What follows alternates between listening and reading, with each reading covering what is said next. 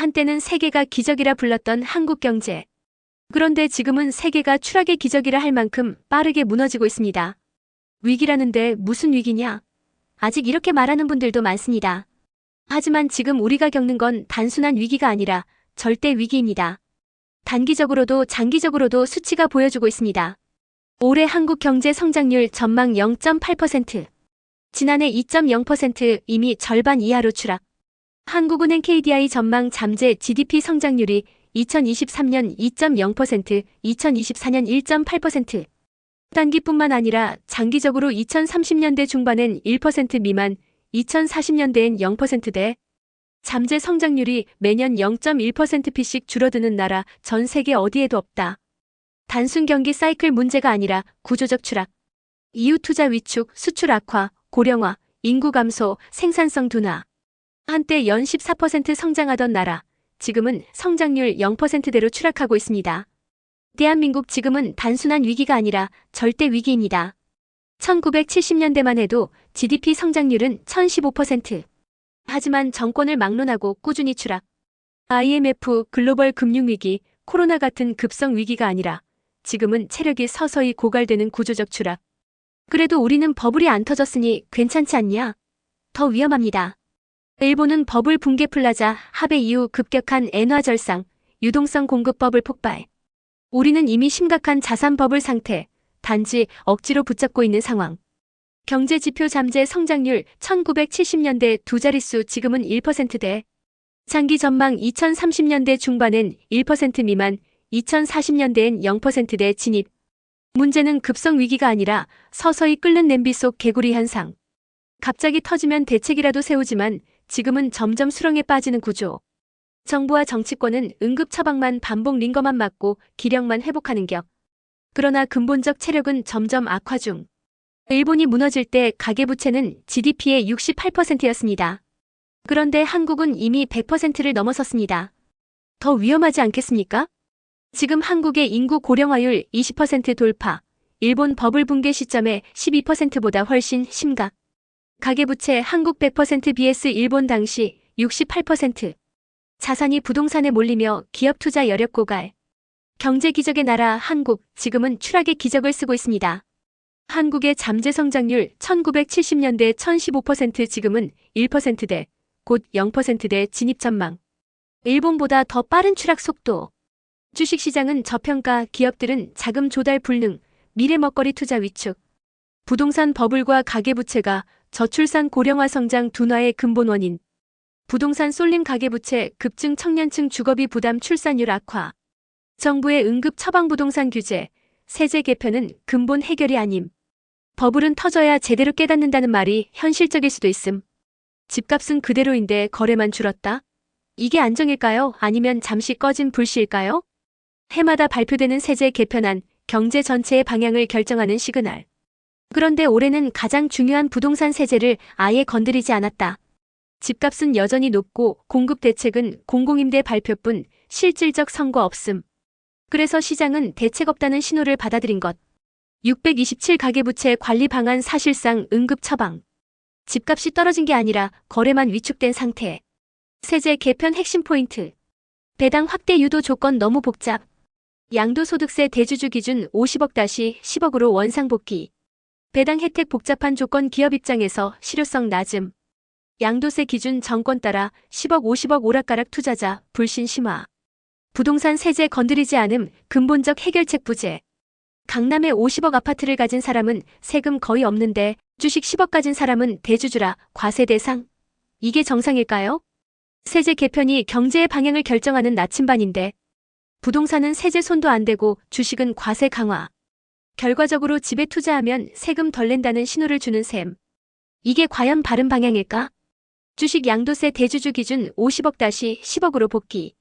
반면 부동산 재산세는 OECD 평균 절반 수준. 게다가 장기 보유 혜택, 1가구 1주택 예외 등으로 세금 부담 최소화. 전체 가계 자산 구조. 한국 부동산 70%, 금융자산 30%. 미국 부동산 30%, 금융자산 70%. GDP 대비 재산세 OECD 평균 수준처럼 보이지만 집값 대비로는 반도 안 됨. 서울 아파트 평균 소득 대비 집값 27배. 뉴욕 15배. 즉 소득 대비 집값은 세계 최상위인데 세금 부담은 최하위. 이런 불균형 때문에 부동산으로 자산이 몰리고 금융시장은 위축됨. 여러분, 강남 집값은 세금 거의 없는데 기업에는 법인세, 규제만 강화됩니다. 과연 한국에서 기업을 하려는 사람이 늘어날까요? 자금은 다 부동산에 묶여 있음. 주식시장은 위축, 기업은 투자 재원 확보 어려움. 정부는 기업 지원이 아니라 기업 옥죄기 신호를 주고 있음. 이런 상황에서 청년 중산층이 기업을 통해 부자 되겠다는 꿈을 꾸기 어려움. 한국 가계 자산 구조 부동산 70%, 금융자산 30%.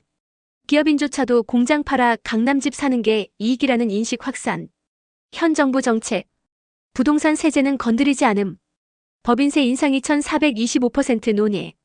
노란봉투법, 상속증여세 논란 기업 옥죄기 분위기. 자금이 부동산으로 쏠리면 기업 투자와 일자리 창출 동력 약화. 기업인에게 도둑놈 프레임을 씌우면 혁신과 도전 의지가 꺾임. 미국 유럽은 오히려 기업 유치 경쟁, 보조금 지원, 법인세 감면. 한국은 정반대 신호기업 유출 가속화. 기성세대는 청년들이 노력하지 않는다고 말하지만 진짜 이유는 사회 구조가 달라졌기 때문입니다. 기성세대 요즘 청년들 쉬운 일만 하려 한다. 하지만 청년들은 게으른 게 아니라 환경 자체가 다름. 기성세대가 청년세대를 만든 주체이자 지금의 구조를 만든 책임이 있음. 19만 8,090년대 대학만 졸업하면 대기업 골라서 취업 가능, 평생 직장 중산층 보장. 2020년대 대기업 일자리 자체가 줄어들. 취업해도 짧은 근속평균 1년 반 불안정성. 성장률 10%대 1%대로 추락. AI 자동화로 일자리 감소. 서울 집값 급등 주거 사다리 붕괴. 청년들이 일을 안 하는 게 아니라 할 수 없는 구조. 안정적 일자리가 줄고 집값과 생활비는 치솟아 노력해도 보상이 적음. 정규직 결혼 내 집 마련이라는 경로가 끊어지자 단기적 투자코인 주식 부동산 투기로 몰림. 한국 교육 30년 동안 개혁 외쳤지만 바뀐 건 이름뿐입니다. 이제는 개혁이 아니라 혁명이 필요합니다. 수십 년간 교육개혁을 외쳤지만 실제로는 입시 위주의 주입시 감기식 교육만 지속. 초중고 12년 동안 사교육과 학교에서 뺑뺑이 돌리기. 대학 입시도 점수줄 세우기 창의력 개성 억제. 결국 청년들은 대학 가서도 또 바보 만드는 교육을 받는 구조. 한국 교육 현실 암기주입식 세우기 대학 진학 취업 재수. 점수 12점 차이로 원하는 대학 탈락 재수 3수 반복 창의성 상실. 사회 나와도 똑같은 구조적 문제 지속. 과거 산업사회 많이 외우고 따라하기가 경쟁력이었음. 현재 디지털 사회 창의성 차별화된 사고가 핵심. 하지만 한국 교육은 여전히 창의 억제 시스템.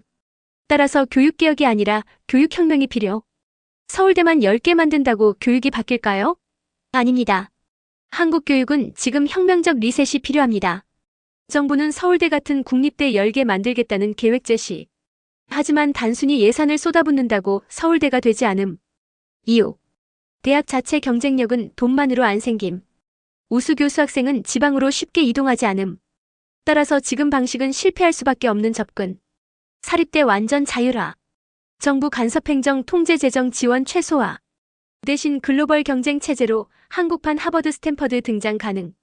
국립대 통합 모델 프랑스식. 서울대 지방 거점대학 따로 두지 말고 한국대학교 코리어 유너버서티 단일 브랜드로 통합. 이에 한국대 캠퍼스 서울, 부산, 대구 입학 졸업 하나의 시스템. 차원 집중 전국 균형 발전 효과. 현재 국사립 모두 교육부의 과도한 간섭 정원, 등록금, 학기제, 교수 채용 등. 문제 창의성 혁신보다 관료적 규제로 발전 저해. 제한의 차별점. 사립대 글로벌 경쟁 속에서 스스로 성장. 국립대 한국대라는 통합 브랜드로 국가대표 교육 허브 역할. 서울대 연고대 이름으로 줄 세우는 학벌. 추첨과 순환제 한 방이면 무너집니다. 현재 대학 입시와 학벌 구조가 한국 사회 불평등의 뿌리. 지역 격차 수도권 집중 지방 공동화 심화. 기존 해결책 서울대 10개 만들기. 결국 또 서열만 더 심화. 국립대 통합 한국대학교. 서울 부산 대구 광주 등 거점 캠퍼스. 브랜드는 단일, 캠퍼스는 지역별. 추첨 배정 순환 학기제. 입학 후 학생은 무작위 캠퍼스 배정. 매 학기마다 캠퍼스 교환 총 8학기 8번 이동 가능. 최소 1회는 서울 캠퍼스 선택 가능. 교수도 순환. 교수 역시 캠퍼스를 돌며 강의. 지역 격차 최소화 교육질 균등화. 학벌 해체 서울대냐 지방대냐 개념이 아예 사라짐. 균형 발전 수도권 지방 학생 모두 전국을 경험 국토 균형 효과. 사회적 유연성 지역 배경과 관계없이 공정한 배정. 문화 교류 지방 학생이 서울 경험, 서울 학생이 지방 경험 새로운 시너지. 프랑스 파리 대학 개편 역사적 명문 대학도 과감히 분리통합. 유럽 다수 국가에서 국립대 순환통합 모델 운영. 한국대 모델은 더 과감한 혁신 단순 분리병렬이 아니라 완전 통합 이동식 학습. 지금처럼 서울대 지방대 서열 구조 고착 불평등 심화 지방 소멸 가소. 순환 캠퍼스 제도를 도입하지 않으면 한국 사회의 학벌 장벽은 절대 무너지지 않는다. 추첨제, 순환제, 통합국립대. 듣기엔 파격적이지만 이것만이 학벌과 지역 격차를 동시에 무너뜨릴 수 있는 길입니다. 여러분은 한국대학교 순환 캠퍼스 모델 찬성하시나요? 댓글로 의견 남겨주세요. 구독과 좋아요, 알림 부탁드립니다.